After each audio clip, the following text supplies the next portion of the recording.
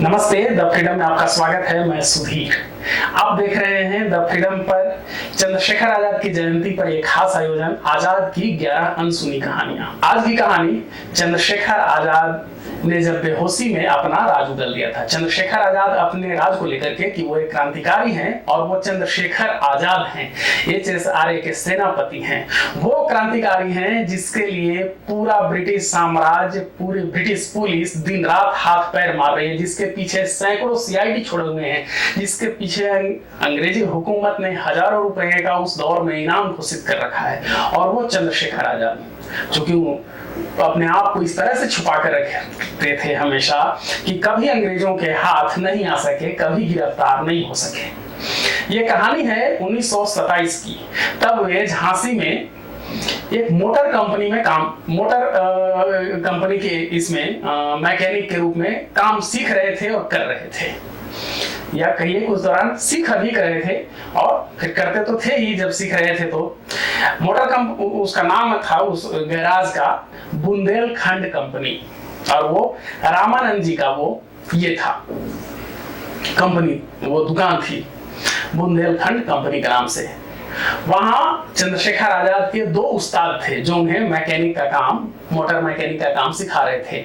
एक सिराजुद्दीन खान और दूसरा कल्लू पुरोहित, दोनों के अधीन ये सीखते थे। उसी दौरान की ये घटना है। वह ये था कि हर जोखिम वाले काम में या हर जहां पर चैलेंज, चुनौती वाला कोई काम होता था, चंद्रशेखर आजाद आगे रहते थे। उस समय एक मोटर वहां चालू किया जा रहा था और वो हैंडल लगा करके चालू करने वाला मोटर था। कई लोग थक हार गए, वो चालू नहीं हो पा रहा था। चंद्रशेखर आजाद बोले हटो हटो हटो, हम देखते हैं। और वो गए, पूरी ताकत से उन्होंने मोटर को चालू करना, घुमाया, हैंडल मारा और हैंडल पे बैक किया। ये आमतौर पर होता है, अगर आप लोगों ने कभी वो डीजल इंजन वगैरह वाला देखा होगा, वो जो जिसमें से पहले गांव में वो चावल की कुटाई या आटा की पिसाई, गेहूं की पिसाई वगैरह होती थी, तो उससे वो कई बार चालू करने के बाद वो बैक मारता था। तो वो जैसे ही बैक मारा, वो आजाद ने पूरी ताकत से उसे घुमाया और उधर से वो फिर बैक मारा तो इनके हाथ की हड्डी टूट गई। अब ये हो गई बड़ी परेशानी। अब तो हॉस्पिटल जाना था। मित्रों ने टांग करके किसी तरह ले जा करके हॉस्पिटल पहुंचाया। हॉस्पिटल में डॉक्टर ने कहा कि ये हड्डी पूरी तरह से टूट गई है और प्लास्टर करना होगा और इसके लिए बेहोश करना होगा। बेहोश करने का तब उपाय था क्लोरोफार्म। अब तो सुई से बेहोश करने का या कोई खास अंग सुन कर देने का ये प्रचलन हो चुका है, सब कुछ होने लगा है, लेकिन उस दौर में वही क्लोरोफार्म था और बहुत हाल फिलहाल तक क्लोरोफार्म का प्रचलन रहा है। लोग बताएंगे या शायद आप लोगों ने भी देखा होगा।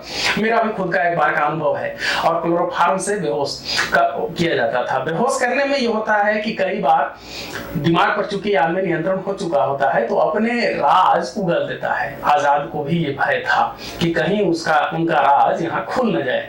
तो उन्होंने कहा कि क्लोरोफार्म से बेहोश कीजिएगा, छोड़िए, हम अपना जा रहे हैं, कहीं मरवा लेंगे, मरवाने वाले से छोड़ दीजिए हमको।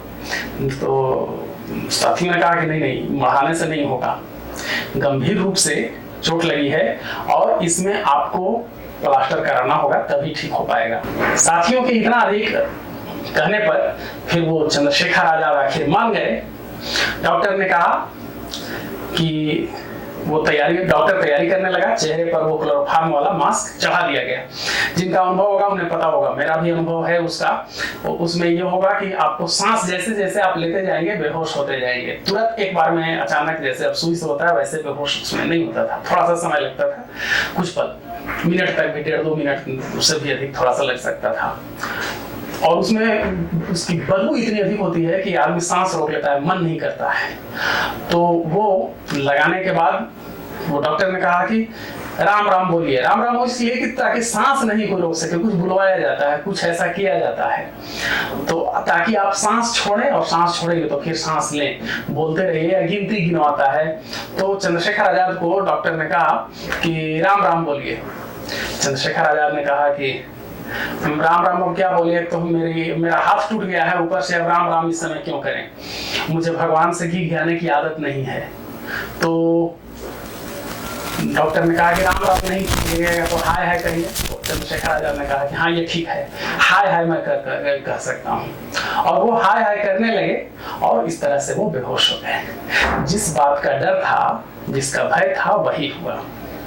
क्या उन्होंने कहा ये तो नहीं पता, लेकिन जब होश में आए तो डॉक्टर का व्यवहार काफी बदला हुआ था और डॉक्टर ने उनसे कहा चिंता मत करो, तुम्हारा हाथ ठीक हो जाएगा, सही ढंग से सब कुछ कर दिया है और ये मैं आशा करता हूं कि तुम अपने इस हाथ का इस्तेमाल देश के लिए बहुत बेहतर तरीके से कर सकोगे। तो ये वो कहानी थी कि कैसे चंद्रशेखर आजाद ने बेहोशी के दौरान अपना राज खोल दिया।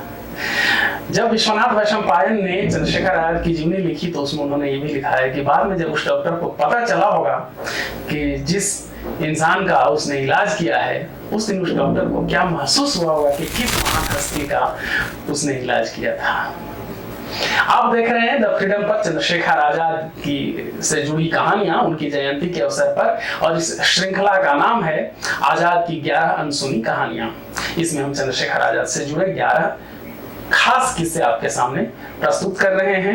13 जुलाई से ये शुरू है, 23 जुलाई तक ये चलेगा। 23 जुलाई को इस महानायक की जयंती है, उस दिन तक। ऐसे ही इन 11 किस्सों के अलावा भी द फ्रीडम पर दर्जनों चंद्रशेखर आजाद से जुड़े किस्से हैं या सैकड़ों किस्से क्रांतिकारियों से जुड़े हुए हैं। आप उन्हें देखें, जो आपको लगे कि उन्हें दूसरों तक पहुंचाना चाहिए वहां तक उन्हें पहुंचाइए।